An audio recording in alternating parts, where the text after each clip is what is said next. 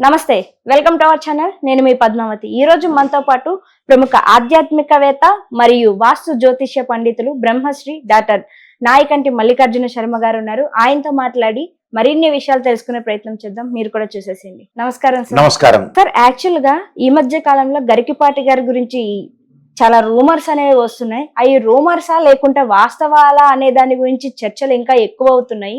అసలు ఏంటంటారు, నిజంగా గరికిపాటి గారి గురించి వస్తున్న ప్రతి ఒక్కటి కూడా అవి నిజాలే అంటారా, లేకుంటే ఏంటి దాని వెనకాతల ఉన్న సత్యం? ఓం శ్రీ గురుభ్యో నమః. ఒకటమ్మా, ఏదైనా కూడా విషయాన్ని క్లియర్ గా చూసిన తర్వాత చెప్పటం అనేది ఒకటి వేరు. ఆయన గరికపాటి గారు సహస్రాధ అవధాని, సంస్కృత పండితులు, ఎన్నో సందర్భాల్లో అవధానాలు చేశారు. అవును. మనకి ఎందుకంటే 100 మంది పృచ్ఛకులను పెట్టుకొని వాళ్ళు చెప్పిన అంశాలన్నిటినీ కూడా కలిపి ఒక పద్యంగా చెప్పటం, అలానే అవధానం చేయటం అంటారు. అంటే అవధానం చేయటం అంటే ఎంతో మెమరీ పవర్ అనేది ఉండాలి అని అర్థం. అన్ని వాళ్ళు చెప్పినవన్నీ కూడా గుర్తు పెట్టుకోవాలి. అయితే ఇప్పుడు వారి యొక్క విషయాన్ని మనం చూసుకున్నట్టయితే గరికపాటి నరసింహారావు గారు ఈ విషయాన్ని మనం ముందుగా వస్తే రకరకాల మీడియాలో రకరకాల కథలు రావటం, రకరకాలు జరుగుతుంది. ఆయన గురించి చెప్పటంలో ఆయన తెలుగు లెక్చరర్గా పనిచేశారని, అలానే మన గుంటూరు విజ్ఞాన్ కాలేజ్, రావు రత్తయ్య గారి కాలేజ్ ఉంది, దానిలో మాది గుంటూరే కాబట్టి చెబుతున్నాం. రత్తయ్య గారు బాగా తెలుసు, మా అమ్మాయి గారి మిత్రుడే. అయితే ఆయన దానిలో లెక్చరర్ వర్క్ చేశారట. తర్వాత వేరే చోట కోనసీమ కాలేజ్ అని ఒకటి పెట్టారని, దానిలో ఏదో కాలేజీ సాగకపోవటం, ఆయన బయటికి రావటం ఒకటి, తర్వాత వివాహం జరగటం, ఆమెతోటి డివోర్స్ జరగటం, మళ్ళీ వివాహం చేసుకోవటం, ఆ పిల్లలు వీళ్ళ దగ్గర ఉండటం అనేది అని వార్తలు. అవును, 100 కోట్లకు పైగా సంపాదించారంటూ కూడా చెప్తున్నారు. వార్తలు జరుగుతున్నాయి. అంటే వార్తలు జరుగుతున్నాయి. ఈ వార్తలే ఇప్పుడు ప్రత్యక్షంగా మీరు కానీ నేను కానీ ఇంకోళ్ళు కానీ వచ్చి చూసింది ఏమి ఉండదు అక్కడ. వార్తలు వస్తున్నాయి. ఆమె ఎందుకు అన్నదో, ఈయన ఆమె మరి వెళ్ళిపోయిన తర్వాత మామూలుగా ట్రూ అయితే నిజం చెప్పాలంటే ఆమె వెళ్ళిపోయింది. వెళ్ళిపోయిన తర్వాత డైవర్స్ తీసుకున్నారన్నారు, తర్వాత పిల్లల్ని ఇక్కడ ఉంచారన్నారు, మళ్ళీ వాళ్ళిద్దరి మధ్యలో ఆ పిల్లల్ని ఏం దగ్గరే ఉన్నారు, పిల్లల్ని అయితే చూస్తున్నారు అని చెప్పారు వార్త. అయితే మనకు కూడా ఫుల్ క్లారిటీ లేదు కదా. యాక్చువల్గా అయితే ఎవరింట్లో ఫ్యామిలీ మ్యాటర్ వాడికే తెలుస్తుంది, వాళ్ళకే తెలుస్తుంది. ఇప్పుడు నా ఇంట్లో మ్యాటర్ నాకు తెలుస్తుంది, ఎదుటి వాడి ఇంట్లో మ్యాటర్ వాళ్ళకే తెలుస్తుంది. ఏం ప్రాబ్లమ్స్ ఉన్నాయో వాళ్ళకి మాత్రమే తెలుస్తుంది, కానీ ఎదుటి వాళ్ళకి తెలియదు. ఆమె ఇలా చెప్పిన తర్వాత ఏం జరిగింది, ఇలాగా కొడుకుల్ని మీ దగ్గరే ఉంచుకుంటున్నారు అన్నట్టుగా అన్న తర్వాత ఏదో అవధానం చేస్తున్నారు, ప్లస్ ప్రవచనాలు చెప్తున్నారు. ఆ ప్రవచనాల్లో కూడా టెంపుల్స్లో చెప్తున్నారు, రకరకాల చోట్ల చెప్తున్నారు ఆయన. సరే, ప్రవచనాలు చెప్పచ్చు, మనిషిని ఒక మంచితనంగా నడిపించాలనే ఉద్దేశంతో ఆయన అవధానంతో పాటు ఇలాంటివి కూడా చెప్తున్నారు. అవధానం వేరు, ప్రవచనాలు వేరు. ఇప్పుడు మేము జ్యోతిష్యం చెప్పేటప్పుడు ఆస్ట్రాలజీ వేరు, వాస్తు వేరు, గణిత శాస్త్రం వేరు, మ్యాథ్స్, ఫిజిక్స్, కెమిస్ట్రీ వేరు, అవధానం వేరు. ఆయన సంస్కృత తెలుగు పండితులు. ఈ సబ్జెక్ట్ అనేది చెప్తున్నారు, మంచిదే, ప్రజలకు చెప్తున్నారు, ఉన్న విషయాన్ని అంతా కూడా క్లారిటీ చెప్తున్నాడు, దానిలో తప్పేం లేదు. కానీ బట్ ఇక్కడ ఏంటంటే రూమర్స్ అనేవి మనమే అంటున్నాం రూమర్ అని, అవునా? అది అబద్ధం అనేగా అర్థం. అది ఎంతవరకు నిజము ఎంతవరకు తెలియదని ఎవరికి తెలియదు, దేవుడికి తప్పితే ఎవరికి తెలియదు నిజం చెప్పాలంటే. అయితే ఆయన మంచి పండితుడే, దానిలో ఏం డౌట్ ఏం లేదు, ఆ విషయంలో పండితుడే. కానీ ఏమిటంటే ఇప్పుడు పాత రోజుల్లో ఏంటంటే అండి, మీడియా లేనప్పుడు ఏదన్నా ఒక మాట రాజకీయ నాయకుడు కానీ, తర్వాత ఓ లెక్చరర్ కానీ, ఉపన్యాసుడు కానీ చెప్తే ఏంటంటే పేపర్లో మాత్రం పడేవి, లేదా కొంతమంది మాత్రమే నోట్ అయ్యేది. ఇప్పుడు మీడియా వచ్చేటప్పటికల్లా ఏ మాట మాట్లాడినా కూడా అది సేవ్ అవుతూ ఉంటుంది. అవును, ఎంబటే సేవ, ఈయన ఇలా అన్నాడండి, ఈయన ఇలా అన్నాడండి, వాళ్ళు అలా అన్నారండి అని చెబుతుంటారు. కానీ ఒకటండి, ఏది ఏమైనా గరికపాటి నరసింహారావు కానీ, నేను కానీ, ఇంకోళ్ళు కానీ, చాగంటి కానీ, ఎవరైనా జ్యోతిష్యులు కానీ, లెక్చరర్స్ కానీ, ఒక డాక్టర్స్ కానీ, ఒక అడ్వకేట్స్ కానీ, ఏదైనా సరే మీడియా ఉన్నప్పుడు ఏంటంటే మాట చాలా జాగ్రత్తగా మాట్లాడాలి. అసలు పాయింట్ అదే. ఎందుకంటే ఏది మాట్లాడినా కూడా ప్రజలు హర్ట్ అయిపోతుంటారు. అవును, ఏది మాట్లాడినా ఇప్పుడు మన ఇంట్లో మన పిల్లల్ని చదువుకోరా బాబు అంటే హర్ట్ అయిపోతాడు. మన ఇంట్లో అమ్మాయి రేపు ఎగ్జామినేషన్ ఉంది, రాత్రి వరకు చదవద్దు అని అంటేనే హర్ట్ అయిపోతారు. ఏది చెప్పినా అందరినీ కూడా మనం సాటిస్ఫాక్షన్ చేయలేం. ఒక జ్యోతిష్యుడిగా నేను అందరినీ సాటిస్ఫాక్షన్ చేయలేను. ఇన్ని సంవత్సరాలు ఫీల్డ్లో ఉండి, నేను మోహన్ పబ్లికేషన్ వాళ్ళకి రైటర్గా ఉండి, నేను ఎంఎస్సి మ్యాథ్స్ చేసి, ఆస్ట్రాలజీ చేసి, ఇన్ని రకాలుగా చేసి చాలా సీనియర్ వ్యక్తిని. నేను అందరికీ చేయగలుగుతానా? చేయలేను.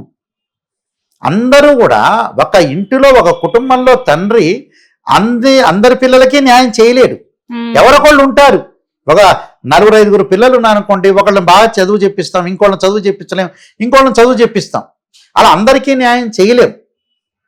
ఇక్కడ ఏమో జరుగుతుందనంటే, ఆయన చేసుకున్న తర్వాత మ్యారేజ్ చేసుకున్నారా, డివోర్స్ ఏదో జరిగిందన్నారు, పిల్లల్ని ఈయనే పెంచుకుంటారన్నారు. పిల్లల్ని పెంచుకుంటున్నారంటే ప్రేమ ఉన్నట్టుగా నిజం చెప్పాలంటే. నిజంగా మనకి క్యాలిక్యులేట్లో పిల్లల మీద ప్రేమ ఉందనంటే ఆయనకి సంసారం మీద కొంత బాధ్యత ఇవన్నీ ఉన్నట్టేగా. పిల్లల్ని దూరంగా నెట్టేస్తే వేరు. పిల్లల్ని పెంచుకుంటారన్నారు, పిల్లల్ని ఉన్నారు, పిల్లలకు కూడా మంచి పేర్లు పెట్టారు, మంచి ట్రెడిషన్స్ సంబంధించిన ఒక పేరు పెట్టారు. పేర్లన్నీ కూడా మంచిగా పెట్టడం కూడా జరిగింది. కాబట్టి అక్కడ ప్రేమ అనేది ఆయనకు ఉండకుండా ఉండదు. ప్రేమ అనేది ఉంటుంది, ఉండటం అనేది జరిగింది.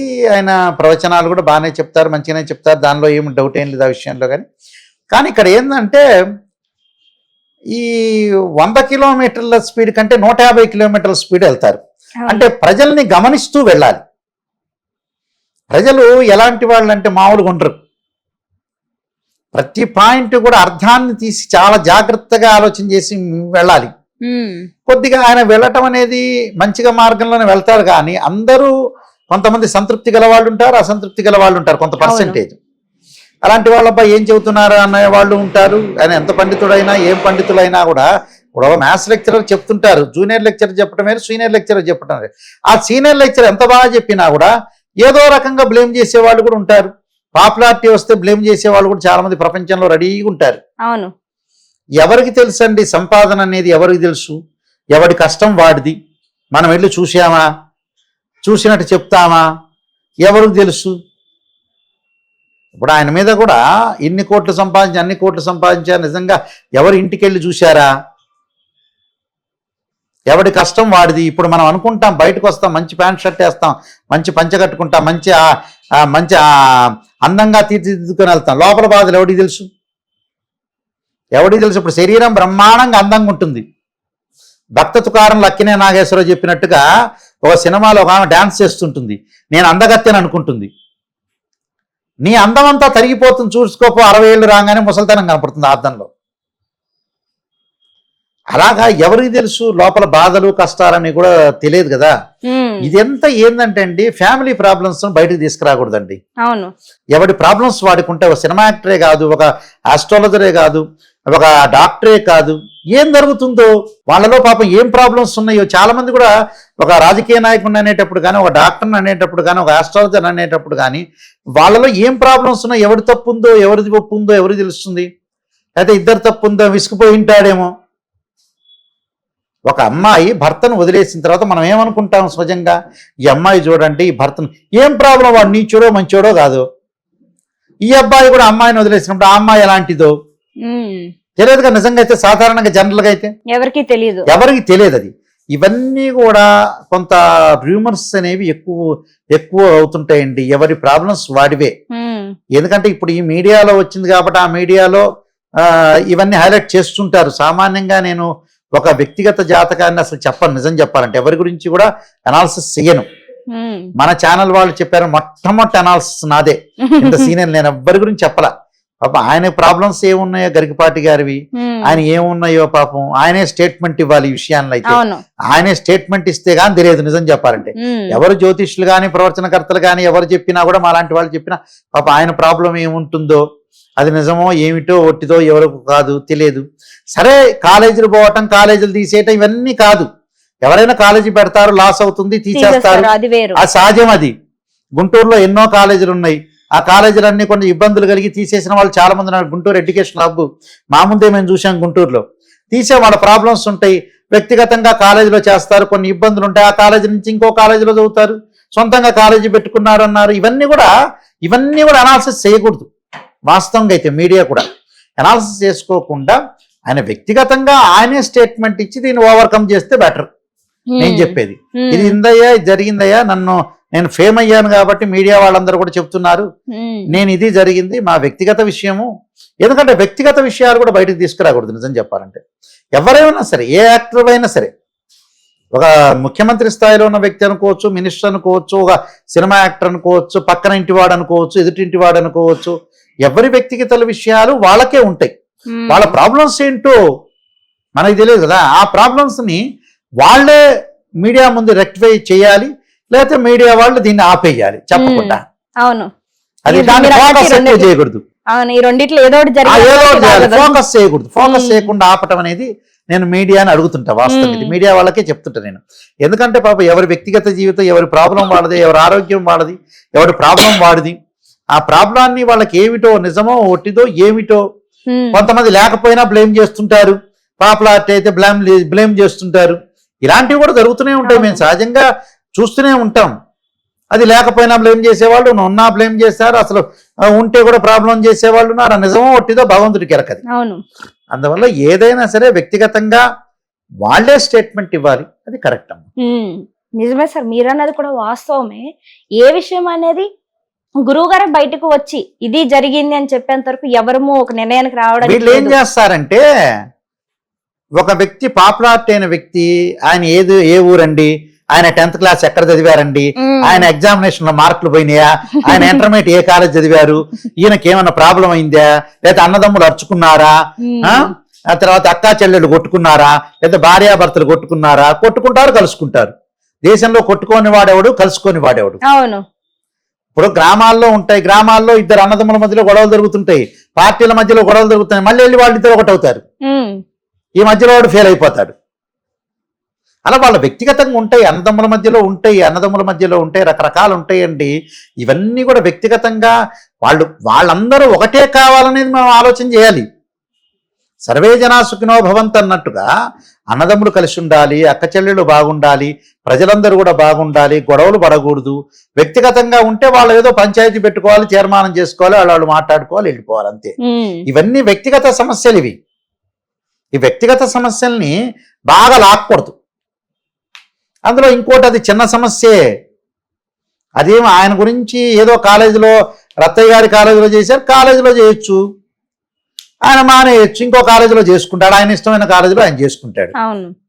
దానిలో ఏముంది? మా మామయ్య గారు ప్రముఖ గణిత శాస్త్రజ్ఞులు, ఉపన్యాసకులు, గుంటూరులో రవి కాలేజ్ చేశాడు, విజ్ఞానంలో చేశారు, ఆ కాలేజీ వికాసంలో చేశారు. ఎవరికి ఇష్టం వచ్చిన వాళ్ళు చేస్తారు. వాళ్ళ వ్యక్తిగత జాతకాలని, వ్యక్తిగతంగా ఉండే విషయాల్ని మనం ఆలోచన చేయకూడదు. ఇప్పుడు మాకు బోలెడు మంది జాతకాలకు వస్తుంటారు, వాళ్ళ వ్యక్తిగత విషయాల్లో అన్న జాతకం చూపించుకుంటే తమ్ముడు చెప్పొద్దండి అని అంటాడు. గురువుగారండి మా తమ్ముడికి ఏం చెప్పొద్దండి అంటాడు. వాళ్ళ వ్యక్తిగతం చెప్పలేవయ్యా అంటాం, వాళ్ళ వ్యక్తిగతం. అది ఏమీ లేదు, దీనిలో ఉప్పు లేదు పులుసు లేదు. నిజం చెప్పాలంటే ఏమీ లేదు అని భూతద్దం వేసినట్టు చూసినట్టు ఉన్నారు ఇక్కడ. ఏదైనా ఉంటే వాళ్ళు ఫ్యామిలీ పరంగా వాళ్ళు చూసుకుంటే క్లియరెన్స్ అయిపోతుంది. ఇందులో ఏమి లేదండి, అసలు టాపిక్కే లేదు, ఇందులో టాపిక్ లేదు, ఏమి లేదు. ఆయన మంచి అవధాని, బాగా చెప్పగలుగుతాడు, మంచి నాలెడ్జ్ అనేది ఉంది, దానిలో ఏం డౌట్ లేదు. ఏంటంటే కొద్దిగా ఆయన కూడా ఆలోచన చేయాలి. ఎందుకంటే ఏజ్ పెరిగిపోతుంటుంటే ఏంటంటే, ఒక మీడియా సంస్థలు కానీ జనాలు కానీ ఉంటారు, పట్టేస్తుంటారు లాగి. ఒక చిన్న విషయాన్ని అంటే కూడా ఎంబటే ఇలా లాగుతుంటారు, డబ్బు అని అన్నారని. కొంచెం ఆచితూచి మాట్లాడాలి. అంటే ప్రతి విషయాన్ని కూడా ఆచితూచి, ఎవరిని ఏమనకూడదు. ఈ కాలంలో ఏ మాట మాట్లాడకూడదు, చాలా జాగ్రత్త. ఎవరిని కూడా కించపరచకూడదు, అందరినీ గౌరవించాలి, చెప్పింది చెప్పినట్టుగా చెప్పాలి. అంటే పాము జాగకూడదు, కర్ర ఎరగకూడదు అన్నట్టు చెప్పాలి. ఎక్కువగా వెళ్ళకూడదు. ఎక్కువగా వెళ్ళటం వల్ల కూడా ఏంటంటే కొన్ని ఇబ్బందులు వస్తుంటాయి. అంటే మాట జారుతుంటుంది సహజంగా. ఈ రాజకీయ నాయకులు వీళ్ళందరికీ కూడా అప్పుడప్పుడు దన్నమని మాట్లాడుతుంటారు. మాట్లాడంగానే ఎంబట ప్రజలు, ఎంబట మీడియా నోట్ దిస్ పాయింట్ అంటారు. ఆ నోట్ దిస్ పాయింట్ అన్న తర్వాత ఏంటంటే దీన్ని హైలైట్ చేసుకుంటారు. అవును. అందువల్ల ప్రవచనకర్తలు కానీ మిగతా వాళ్ళు కానీ మీడియాలో వచ్చేవాళ్ళు చాలా జాగ్రత్తగా మాట్లాడాలి. లేకపోతే సమాజం మాలు ఊరుకోదు. చాలా జాగ్రత్తగానే మాట్లాడి ముందుకెళ్ళటం అనేది చాలా ఇంపార్టెంట్ అండి. ఆ విషయాలు కొద్దిగా అందరూ శ్రద్ధగా గుర్తుపెట్టుకోవటం అనేది చాలా ఇంపార్టెంట్. నిజంగా సార్ మీరు చెప్పింది కూడా వాస్తవమే. అన్నిటినీ కూడా ఆలోచించి ఆచితూచి అడిగేయాలి. అదైతే కరెక్ట్. కానీ ఏది ఏమైనప్పటికీ కూడా ఇది ఒక కొలికి రావాలని నేను కూడా కోరుకుంటున్నాను. ఎందుకంటే ఎంత లాగినప్పటికీ కూడా తెగని దారాన్ని ఆయన బయటకు వచ్చి చెప్తేనే అది తెగుతుంది. అంతేనండి. మనం దీనిలో ఏం చెప్పలేం. దీనిలో ఒక మూడో పెళ్ళామిద్దరు విడిపోవటం కానీ డైవర్స్ కావటం కానీ పిల్లలు ఒకటి కామన్ విషయం. అది వ్యక్తిగతంగా కామన్. ఎందుకంటే కామన్ అంటే ఏంటంటే సహజంగా జరుగుతుంటే ఎవరి వరకు రాకపోతే విడిపోతుంటారు, మాట్లాడుకుంటుంటారు, ఎవడిష్టం వాడిది. అనేది వ్యక్తిగత అభిప్రాయాలు బయటకు తీసుకురాకూడదని నేను చెప్తాను. వ్యక్తిగతంగా వాళ్ళు చూసుకోవాలి. ఇదేదో గ్రామంలో జరిగేది వేరు, మీడియాది వేరు. ఒక గ్రామంలో జరిగింది అనుకోండి, భార్యాభర్తలు వచ్చుకుంటే అక్కడ గ్రామ పెద్దలు ఉండి కలుపుతారు. అది మీడియా కాదు, అది గ్రామంలో వాళ్ళ ఊర్లో వాళ్ళ సొంత ఊర్లో జరిగే విషయాలు. కానీ ఏ విషయమైనా ఈయన గారి గురించి కాకపోయినా, గరికపాటి గారి గురించి కాకపోయినా, వేరే వాళ్ళ ఎవరి విషయాలైనా వ్యక్తిగతంగా ఉండే విషయాల్ని ఇన్వాల్వ్మెంట్ కాకూడదు, వాళ్ళే చూసుకోవాలి.